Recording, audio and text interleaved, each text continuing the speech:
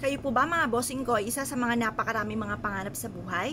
At gusto nyo po mga bossing ko na mabago-bago ang takbo ng inyong pong pamumuhay? May tuturo po ako ng mga simple mga pamamaraan, epektibo po ito mga bossing. Meron ako mga bossing na napasyal po sa amin at ito po isa sa mga paborito po nila.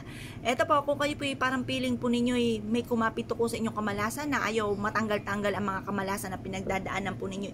Ang tagal na po hindi nyo po masolusyonan. Mainam na subukan nyo po ito mga bossing, or ang dami nyo ng mga nirarakit pero parang sa ulat wala ang inyong nirarakit. Subukan nyo po ito. Kayo po mga bossing ko, kapag kayo maliligo, magbudbud po kayo ng kapranggot na asin mga bossing ko sa paliguan po ninyo. At habang kayo naliligo, habang kayo nagsasabon, paulit-ulit kayo nagwi-wish na itinatapon ko na ang akin lahat ng mga kamalasan. At instead ng kamalasan ay puro swerte ang kumapit sa akin. Mag-wish na po kayo na mula sa inyong pong puso, timtim na panalangin. Walang imposible mga bossing, makakamtan nyo po lahat ng mga pangarap po ninyo. Basta kayo po ay maging positibo lang sa buhay. Ngayon po mga bossing, kung kayo po naniniwala at naisyo po itong gawin, subukan nyo po ito. Araw-araw nyo po ito mga bossing kung first time nyo po itong nagawa mga bossing. Hanggang sa mapansin po ninyo na parang lagi naman kayong iniaadya kung saan lagi kayo ay suswertihin. Mapapasin nyo mga bossing ko, kung puro kamalasan, marireverse naman ang mga magaganap. Instead na kamalasan ay puro swerte ang darating po sa buhay po ninyo mga bossing. Subukan nyo po ito, proven po ito na napakaswerte. Ang gagawin nyo lamang po mga bossing ko, pagtapos nyo pong maligo, sa unang pagpapaligo po ninyo, huwag muna kayo magtutuyo ng tuwalya, hayaan nyo muna na matuyo ang tubig na may konting asin sa inyo pong katawan mga bossing. At pagkatapos, manalangin ka ng taimtim, humarap sa may silangan na kiniklaim ko na ang swerte.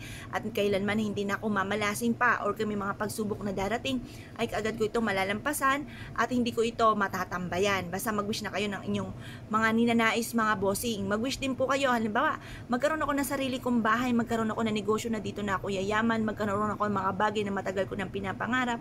At kung ano man mga pagsubok ko sa ngayon, ito po ay kaagad ko masusolusyonan.